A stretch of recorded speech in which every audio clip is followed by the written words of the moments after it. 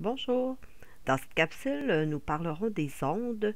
Donc, on peut retrouver les ondes à différents endroits. Donc, nous allons voir ensemble qu'est-ce qui les caractérise, qu'est-ce que c'est, puis comment elles sont caractérisées.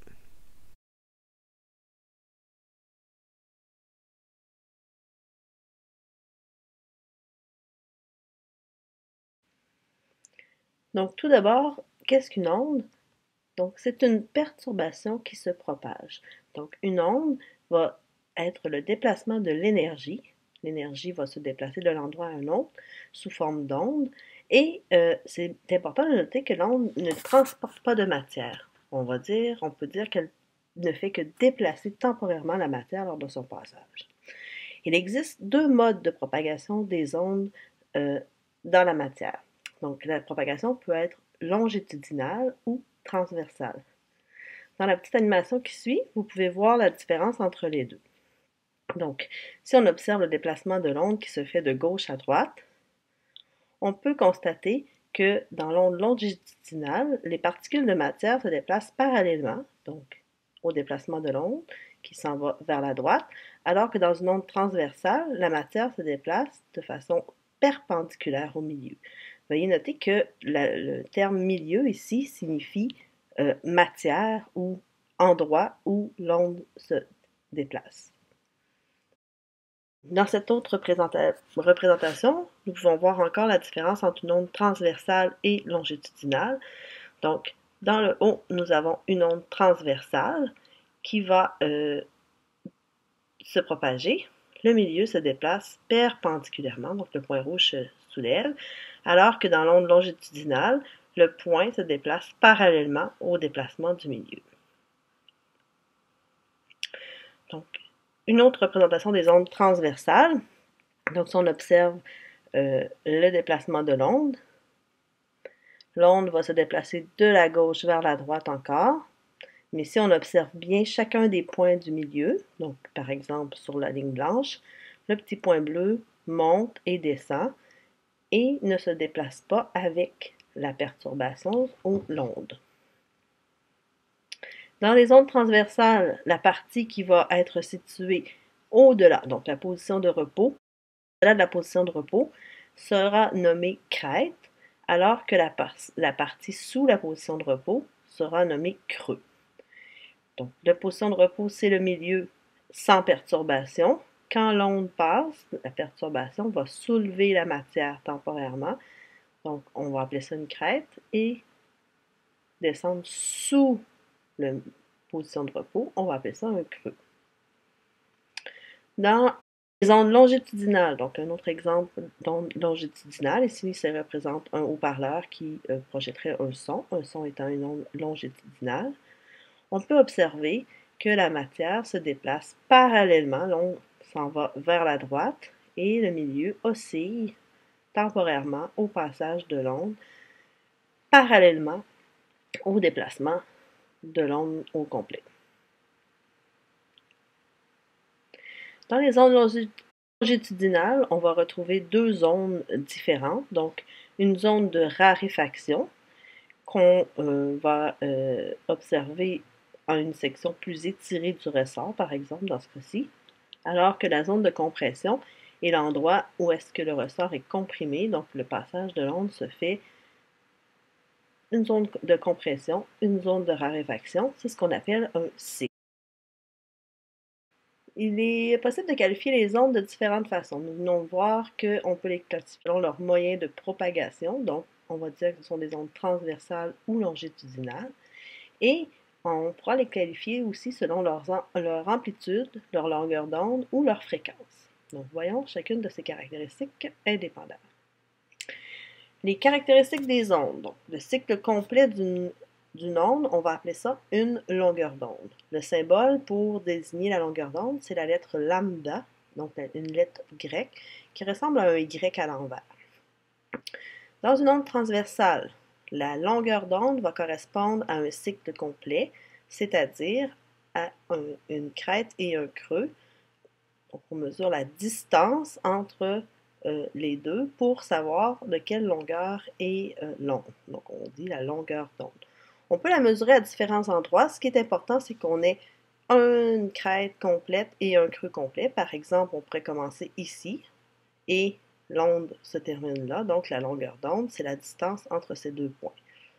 Même chose, on pourrait commencer à la position de repos et revenir à la position de repos. Donc, la longueur d'onde serait de cette longueur. Dans une onde longitudinale, donc la longueur d'onde correspond à une zone de compression et une zone de raréfaction qui se suivent. Donc, si on regarde dans l'exemple qu'on a ici, la longueur d'onde commence au début de la zone de compression et se termine à la fin de la zone de raréfaction. Et la distance qu'il y a entre les deux correspond à la longueur d'onde. On pourrait la mesurer au début d'une zone de raréfaction et à la fin d'une zone de compression, on aurait un cycle complet. Donc, la longueur d'onde serait la distance entre les deux. Donc, il faut se rappeler que la longueur d'onde, c'est la longueur d'un cycle complet, peu importe le type d'onde. Une autre caractéristique des ondes est l'amplitude. Donc, son amplitude correspond à la distance maximale parcourue par une particule du milieu par rapport à sa position au repos. Le symbole qu'on va utiliser, c'est le A majuscule. L'unité de mesure va être en mètres. Donc, plus souvent, ça va être des déclinaisons du mètre, par exemple le centimètre, le millimètre, le nanomètre, etc. Il faut noter que l'amplitude va dépendre de l'énergie transmise par l'onde. Donc, plus la quantité d'énergie transportée par une onde est importante, plus l'amplitude va être grande. Par exemple, dans une onde transversale, donc on va mesurer la hauteur par rapport à la position au repos, donc soit la hauteur d'un creux ou d'une crête. Donc, dans l'exemple que nous avons ici, la position de repos est représentée par la ligne rouge.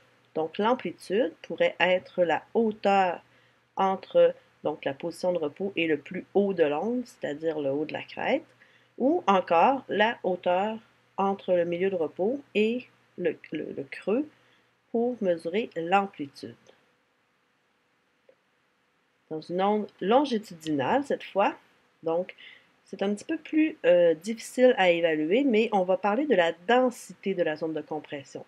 Donc, la densité, c'est comment est-ce que l'onde va se resserrer dans la compression.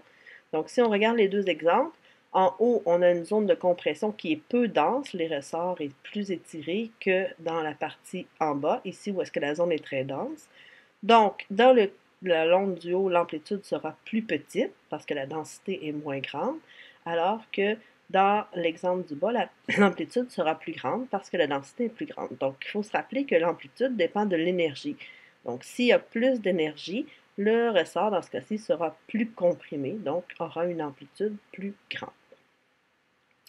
Une autre caractéristique des ondes, c'est sa fréquence. Donc, on peut qualifier une onde selon sa fréquence. Ça va représenter le nombre de cycles par unité de temps. On se rappelle qu'un cycle, c'est une onde complète, donc soit une crête et un creux pour une onde transversale, ou dans une onde longitudinale, ce sera une zone de compression et une zone de raréfaction adjacente. Le symbole, on va utiliser un F minuscule pour représenter la fréquence et on va mesurer l'onde en Hertz. L'unité de mesure Hertz signifie un cycle pendant une seconde. Donc, si j'ai une onde qui a une fréquence de 1 Hz, ça veut dire qu'il y a un cycle qui passe à chaque seconde. Puis, pour mesurer la fréquence d'une onde, justement, on va dénombrer le nombre de cycles qui vont se former en un point donné pendant une certaine période de temps. Et on va donc remettre ça en Hertz, donc le nombre de cycles par seconde. Dans les exemples qu'on a ici, donc si on suppose que la distance entre le début et la fin de la séquence qu'on observe dure une seconde, on va compter le nombre de cycles complets qu'on a dans notre onde. Ici, on a 3 cycles et demi pendant une seconde, donc on a une fréquence de 3,5 Hz. Donc on va diviser 3,5, 3,5 par 1, ça fait 3,5 Hz. Si on observe celle du bas et qu'on compte tous les cycles complets, on va calculer 14 cycles et demi, donc 14,5 Hz. Pour ce qui est des ondes longitudinales, on devra compter le nombre de cycles complets également. Donc, une zone de compression suivie d'une zone de raréfaction fait un cycle. Donc, dans cet exemple-ci, nous avons 3 cycles complets pendant 1 seconde. Donc, la fréquence est de 3 Hz. Dans l'exemple du bas, nous avons 4 zones, donc 4 cycles complets d'une onde longitudinale, donc ce qui fait une fréquence de 4 Hz. Donc, on va parler de basse fréquence quand il y a moins de cycles qui passent par seconde et d'une haute fréquence quand il y a plus de cycles qui passent par seconde. Alors, si on résume, les caractéristiques qui seront utilisées pour qualifier les ondes ou les mesurer seront la longueur d'onde, l'amplitude et la fréquence.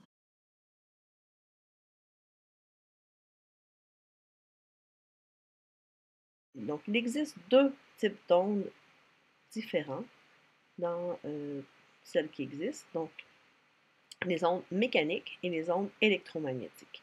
La différence entre les deux, c'est qu'une onde mécanique va absolument avoir besoin de matière pour se propager, donc soit du solide, du liquide ou du gaz, dans l'air, dans de l'eau par exemple, ou dans une matière solide. Une onde mécanique peut se déplacer. Elle ne peut pas se déplacer dans le vide, contrairement à l'onde électromagnétique qui, elle, peut se déplacer dans le vide, par exemple dans l'espace, et également dans le milieu matériel. Donc, dans la matière solide, liquide ou gazeuse, c'est possible. Donc, si on regarde des exemples, une corde qui ondule, qui est ondulée par une énergie que les deux personnes pourraient lui transmettre, sera une onde mécanique parce qu'elle se transmet dans la matière. Même chose pour des vagues. Donc, des vagues vont vont être le déplacement d'ondes à la surface de l'eau. C'est une onde mécanique. Un son est une onde mécanique, ne peut se transmettre que dans la matière. Donc, dans l'espace, on n'entendrait pas de son parce que le son ne peut pas se déplacer, par exemple. Et un autre exemple, les tremblements de terre qui vont produire des ondes sismiques, donc le déplacement dans la matière, s'agit d'une onde mécanique. Pour ce qui est des ondes électromagnétiques, donc on va avoir des rayons X, des rayons gamma, des rayons ultraviolets, des ondes radio, les rayons infrarouges, la lumière, donc sont des exemples d'ondes électromagnétiques, c'est-à-dire qu'elles peuvent se déplacer dans la matière, donc à la surface de la Terre, dans l'air, dans les différentes substances qui composent notre environnement, mais également dans l'espace où il n'y a pas d'air ou de matière. Dans la plus grande majorité de l'espace, il n'y a rien de tout ça. Donc, les ondes peuvent toutefois se déplacer parce qu'elles sont électromagnétiques dans le vide.